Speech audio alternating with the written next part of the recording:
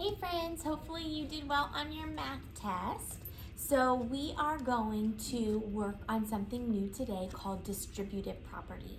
It is going to help us with our multiplication. You know, sometimes in multiplication there's a big number and we might not know how to multiply it yet. Well, this video and I am going to teach you how you can break apart the factors to get the answer easily. Okay, so today you are going to need your volume 1 math book and your math journal or your math notebook. All right, so make sure you have both of those things and then sit back and enjoy the show.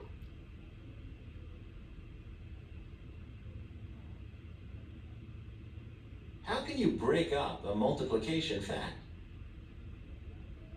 Maria wants to set up 7 rows of 4 chairs for a meeting. She wants to know how many chairs are needed, but does not know the product of 7 times 4. You can use known facts to help find the product of unknown facts. How does this arrangement of chairs show 7 times 4?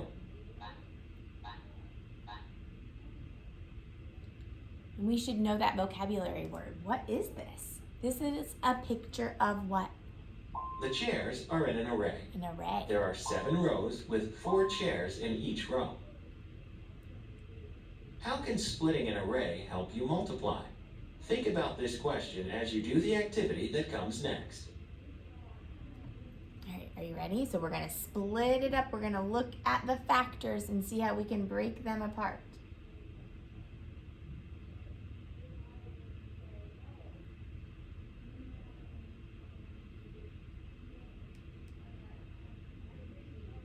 Choose a way to split 7 and break up the array.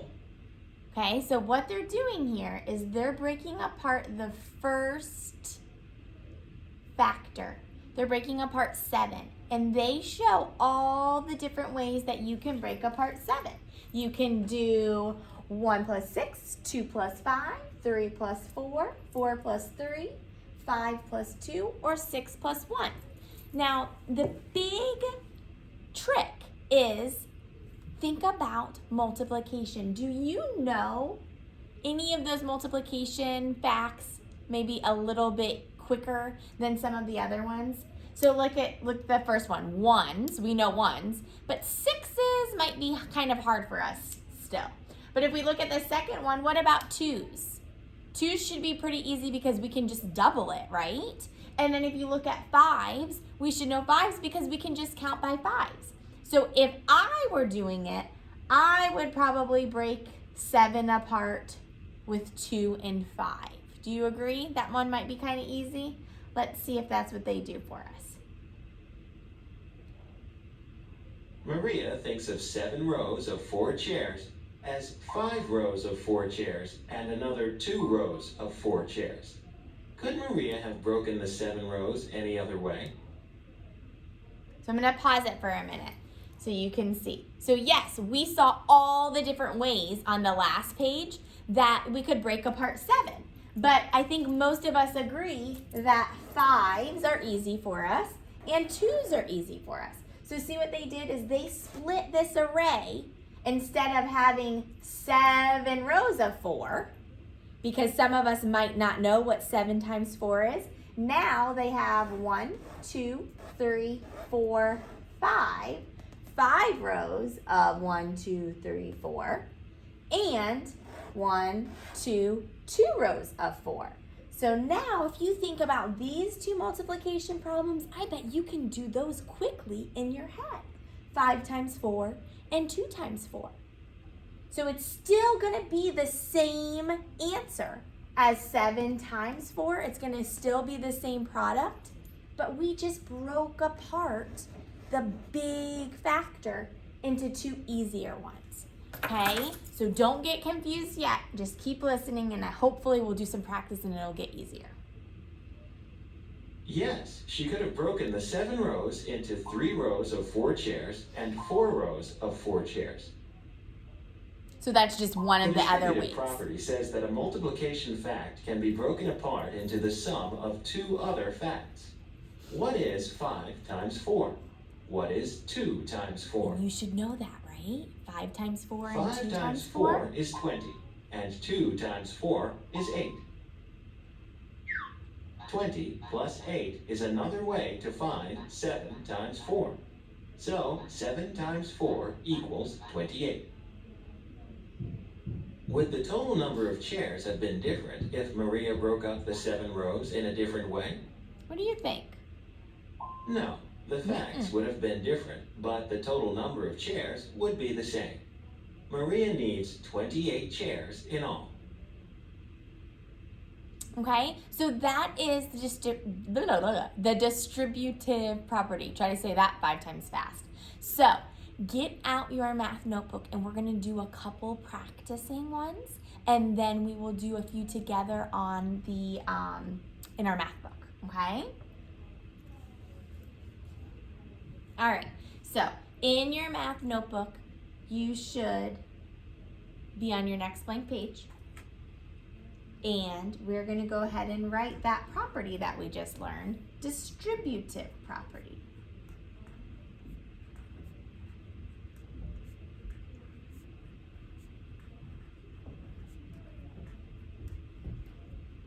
Okay? And what is the distributive property? Well, it's just an easy way to help us multiply big numbers. We break apart the factors to make it easier for us to multiply. Okay, so the distributive property, what is it? It's breaking apart the factors. And we always just break apart one. And it's normally the first one. So I'll show you and we'll practice. So breaking apart the factors to make them easier.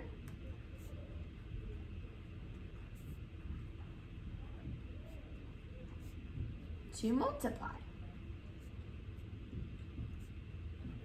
Okay, so what if I had this problem? And if you want to kind of just bubble that in, you can. I like to make my fancy. All right, what if we had the problem 5 times 4? Okay, let's think about our array for 5 times 4. Well, we should know 5 rows of 4. So go ahead and draw your 5 rows. 1, 2, 3, 4, 5. And then what are we going to put on each row? 4, right? 1, 2, 3, 4, 1, 2, 3, 4, 1, 2, 3, 4, 2, 3, 4. 1, 2, 3, 4. And I'm starting off with an easy one. I should have probably picked a harder one, but we'll do a harder one next, okay? All right, so we are going to break apart 5. How could we break apart 5? How could we do it? Well, we could do, we know 1 plus 4 equals 5, right? Or we could do 2 plus what? 3. Or we could do what? 3 plus 2. Sorry, I didn't mean to put that there. Or we could do 4 plus 1. Those are all the different ways we could break apart 5. And when we do that, we're breaking apart the array that way. So let's just do 1 plus 4, okay? So I'm going to get a different marker so you can kind of see. So I'm going to break apart my array, and I'm going to have 1 row here. So what's my multiplication fact for that? 1 row of how many? 1, 2, 3, 4. 1 row of 4, right? And then I have my other array down here. I have 1, 2, 3, 4. I have 4 rows of 4. Okay? So then 1 times 4 might be easier for us to solve. What is 1 times 4? You should know that. 4, right? And then what's 4 times 4? Double it. And double it again. That's our trick for 4s, right? 16. So then, add them together. What's 4 plus 16? So we're going to add those two together, and that equals what? 20. So we know 5 times 4 equals 20. Okay? Now when they do it, they kind of show it in a really weird and maybe kind of confusing for us, like number sentence. And it kind of looks like this. So I'm going to show you, and I want you to kind of follow along with me. So it looks something like this, and that in our math book, this is what it will look like.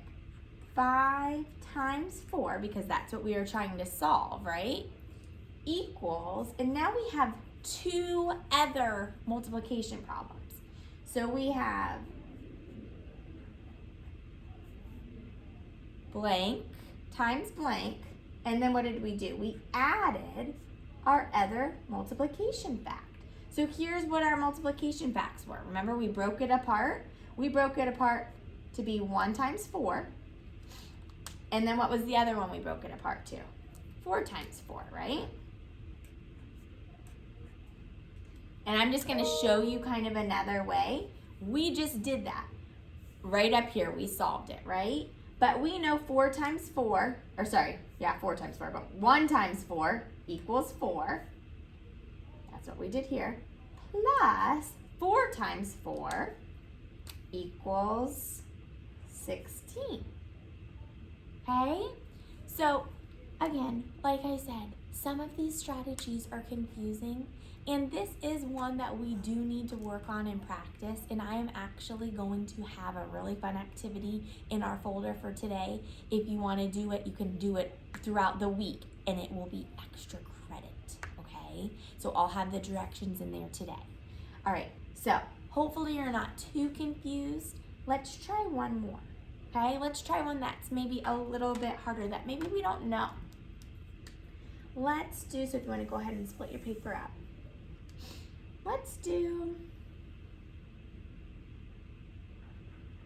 8 times 9.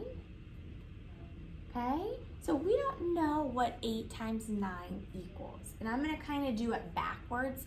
I'm going to show you this weird equation first. So remember, we're trying to break apart the very first factor. What's the very first factor? 8. We're going to try to break apart the 8. And when we break it apart, we're going to have, remember, 2 new arrays. That's what these are going to stand for. And then, remember what we do is we add them together, okay? So I showed you that strange equation that we're probably like, what in the world is that?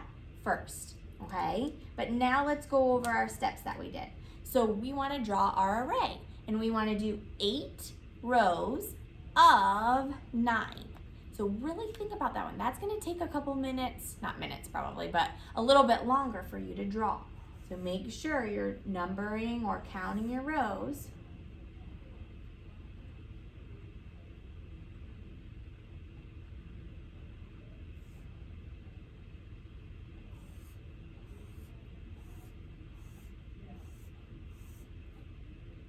And then you are making sure to put 9 on each row. And I kind of picked a long one.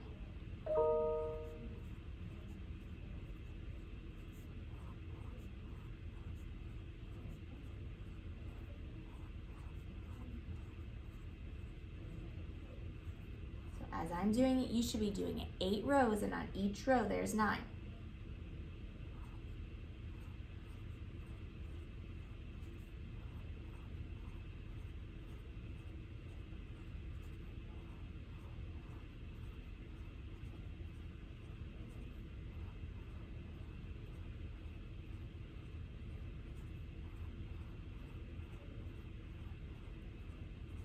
Okay, so and if you need to pause it to draw your array, that's fine.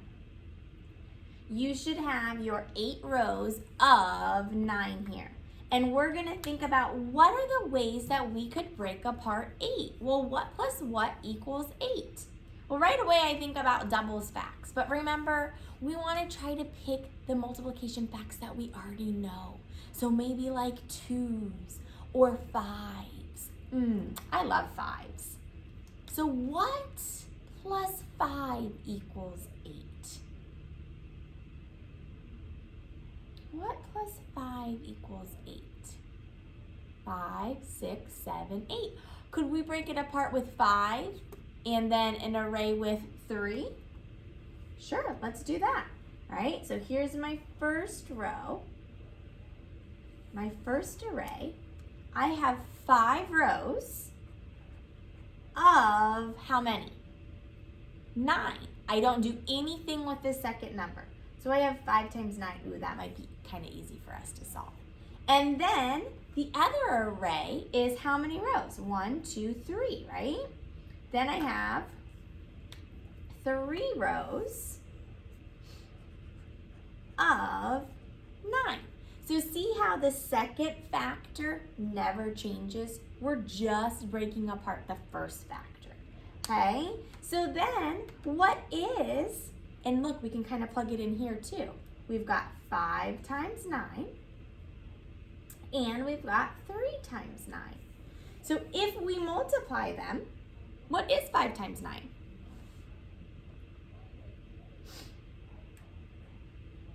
$45, right? And then what's 9 times 3?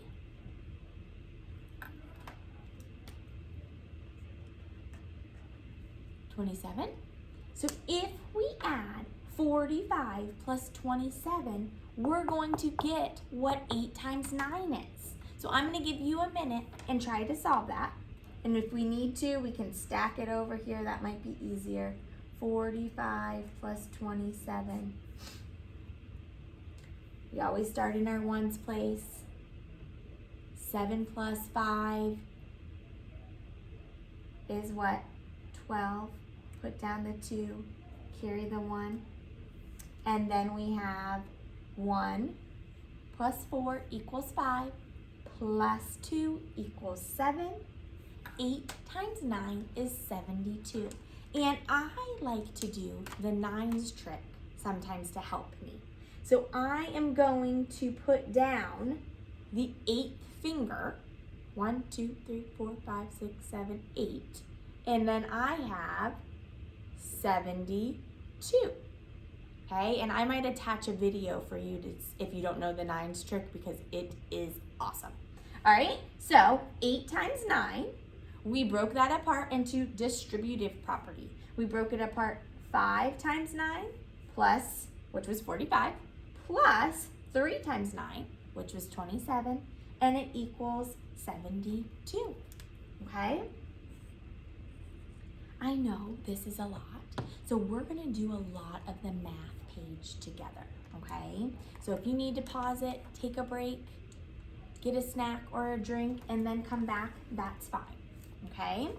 But if you are ready to roll, I need you to turn, and remember it's in topic 1, page 79. So I'm gonna do all the odd problems with you, and then I'm gonna have you do the even problems, okay? So we're gonna start with number 3. And they show this in a couple different ways. So I'm gonna model how to do it, and then you'll do one by yourself. I'll model, you'll do one by yourself. I'll model, you'll do 2 by yourself, okay? So let's look at this first one. The directions say in 3 and 4, use the smaller arrays in the distributive property to find each missing factor. You may use counters to help you. So if you have counters and you need to do that, that's great. So here's what they have here. They have our problem 4 times 8. And if we look down here, they're asking us, what's the problem we're breaking apart? Well, it's 4 times 8. So when you do it, you're going to have to write down what you're breaking apart. So use the ones we do together as an example. Okay? So they are breaking apart. Remember, we always break apart the first factor. They're breaking apart 4.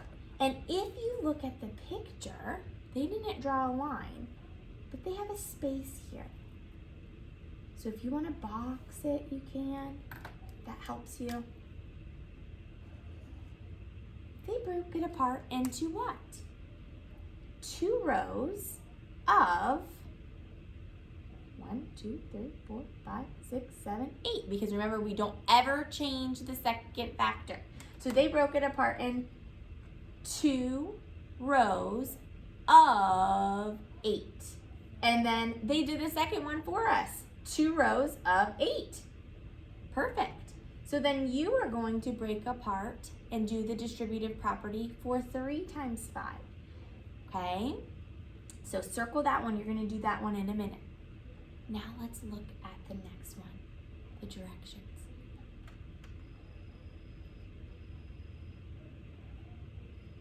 All right.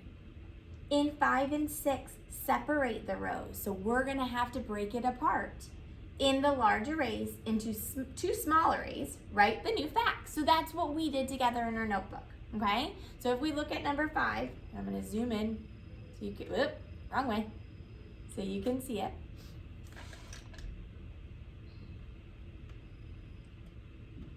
Okay, they have 4 rows of 5.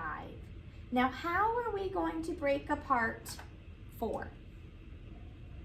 How do you want to break apart 4? What plus what equals 4? What's easy for us? Well, there's a bunch of different ways you could do it. And if you did it differently, hopefully you're going to get the same answer as me, because that's the great thing about distributive property. Just like on the video, there's a couple different ways we can break apart 4. I like to make my life easy. I like doubles facts. So I'm going to break apart my 4 into 2. So I'm going to break apart so that I have 2 rows of 5 and 2 rows of 5. And that's what we write down in that crazy distributive property equation. You had 2, see, look, 1, 2 rows of 5. Because remember, we never change the second number. And then, like I said, I like to make my life easy. It's the same problem. 2 rows of 5. So what is 4 times 5 or 2 times 5 plus 2 times 5? All right, well, let's solve it. 2 times 5 equals what? 5, 10. Plus, well, you just told me 2 times 5 equals 10. And you should know 10 plus 10 equals 20. So 4 times 5 also equals 20. Okay? So then you're going to do number 6 by yourself. You're going to break apart 5 times 6. So remember, you're always breaking apart the first factor. And I'm highlighting that for you. Okay, so then let's look down at the bottom. I'm going to do 2 more with you, and then I am sending you on your own. The directions say use the distributive property to find each missing factor. You can use counters and arrays to help you. So if you need an extra piece of paper, you can use your math notebook that should be right next to you. Okay, so let's look here. They have the problem, and I'm going to make it big again, sorry. Running out of room. They have the problem 6 times 8. So we should know by now that we always break apart, say it with me, the first factor. We're breaking apart 6. Well, they kind of already did it for us. They said 4 and 2. Okay, do 4 plus 2 equal 6? Yeah. So then, there's one number missing here. What goes here? If you look at all the other problems we did, the second number always stays second. So if this was 2 times 8, then this one has to be 4 times what? 8. Okay? So that is how you would break apart that one. And if you want to solve it on your own and do that extra step, please do. So let's model and let's do it together. And we don't really have that much room, so we're going to do it here. So what is 4 times 8? Do you know? 32. And then we're going to add it to 8 times 2, which is 16. So then I have 32 plus 16. I'm going to add those two together, and then I'll get what 6 times 8 is. All right? So solve that while I'm solving it. 6 plus 2 equals 8. 3 plus 1 equals 4. So 6 times 8 equals 48. Okay? All right, now this one is tricky. They do not give us the multiplication problem, the first factor. So we have to think about, what did they break apart? Well, we know this number is always going to be first, wherever we break it apart. So 3 and 2, if we put those together, what's 3 plus 2? 5. So the problem they were wanting to break apart was 5 times 7. Okay, now let's see if that makes sense. So now we have 3 times 7 plus 2 times, what's going to go here? Well, remember the pattern? The second number always stays the same. 7, 7, 7. All right, so then let's solve it. 3 times 7 equals, tell me, 21. Plus 2 times 7 equals 14. Now, if we add 21 plus 14, we should get the same answer as 5 times 7. Okay? 1 plus 4 is 5. 2 plus 1 is 3. And 5 times 7, well, let's check. 5, 10, 15, 20, 25, 30, 35. Okay? So you guys are going to do numbers 8 and 10 also. That's all you have to do today, okay? This week, if you want to do the fun activity that I have for a little extra credit in math, you can. It's not required, it's just optional, okay? So on page 79, you are doing 4, 6, 8, and 10. You're just doing 1, 2, 3, 4 problems today. You do not need to worry about the back because you already took a math test, okay? So have mom and dad check this, have them help you, and if you have any questions, always feel free to ask me, okay? And we'll practice more with this, and hopefully you'll get the hang of it by the end. All right, good luck. Bye.